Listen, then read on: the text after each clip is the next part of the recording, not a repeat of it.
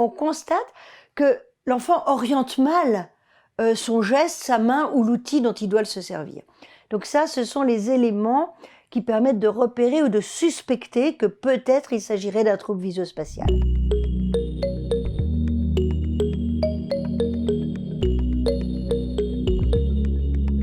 Je m'appelle Michèle Mazot, je suis médecin et mon parcours professionnel depuis toujours a été orienté vers la prise en charge, le diagnostic et l'aide aux enfants porteurs de troubles 10 ou de troubles des apprentissages, essentiellement dans le domaine de la scolarité, de l'aide à la scolarisation. Alors peut-être que ce qui est important, c'est déjà d'expliquer un petit peu de quoi on parle, parce que c'est pas quelque chose de trivial. L'espace, les fonctions spatiales, qu'est-ce que c'est? Alors je vais prendre des exemples simples. Quand on fait un geste, n'importe quel geste, eh bien ce geste s'inscrit dans l'espace. C'est-à-dire que j'ai besoin, pour prendre, disons pour prendre une tasse, j'ai besoin de savoir où est mon corps, où est mon bras et où est la tasse par rapport à moi. Et puis ça ne suffit pas. Il faut que je sache aussi comment orienter cet objet. Si je prends un tournevis, il faut que je l'oriente comme ça, mais si je prends un crayon, il faut que je l'oriente de cette façon-là. Et ça, c'est vrai pour absolument tous les gestes de la vie quotidienne, ou les gestes à l'école, ou les gestes partout, que ce soit des gestes simples ou complexes. La vie quotidienne, c'est par exemple se laver, s'habiller, prendre un repas. Ça peut être aussi des gestes, par exemple, éclairer, bien sûr, à l'école, écrire, bien sûr. Ça peut être aussi les gestes des yeux, les gestes du regard, pour suivre des yeux, pour lire un texte. Ça peut être une activité sportive, une activité physique, et aussi, bien sûr, se déplacer dans la ville ou dans son collège. Alors, ce qui est très important de comprendre avec ces fonctions spatiales, c'est que, normalement, le cerveau analyse ces données spatiales automatiquement et les injecte aussi automatiquement dans le geste, quand on réalise un geste. Et bien sûr, il y a un certain nombre d'enfants, soit qui construisent pas parfaitement ces notions spatiales, soit qui ne les injectent pas parfaitement dans leur geste. Donc ils présentent une grande maladresse, on dit une maladresse pathologique.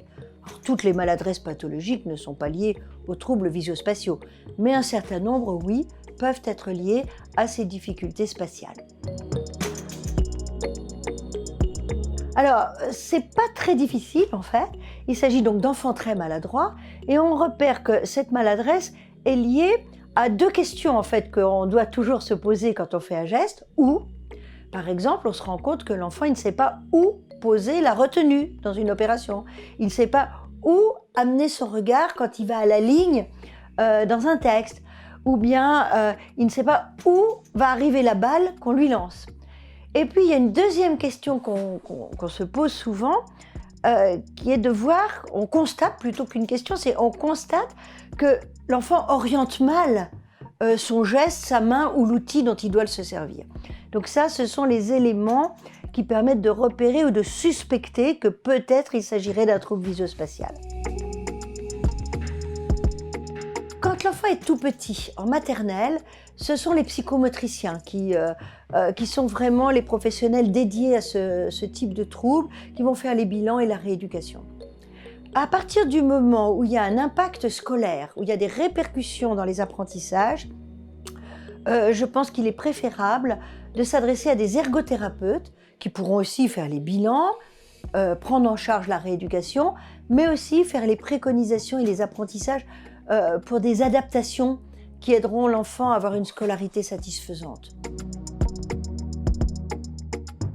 Le voici donc, troubles visuospatiaux et leur impact dans les apprentissages.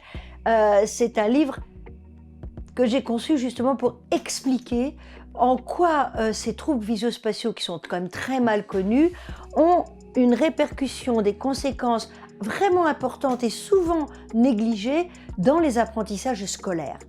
Donc, il s'adresse quand même essentiellement, d'abord, je dirais, dans mon idée, à des professionnels, les psychomotriciens, les ergothérapeutes, les orthophonistes, les psychologues. Mais en fait, c'est un livre qui comprend beaucoup de schémas, beaucoup de dessins, beaucoup d'illustrations, à partir de cas très concrets de la vie quotidienne, et donc qui peuvent intéresser aussi bien les enseignants que les parents.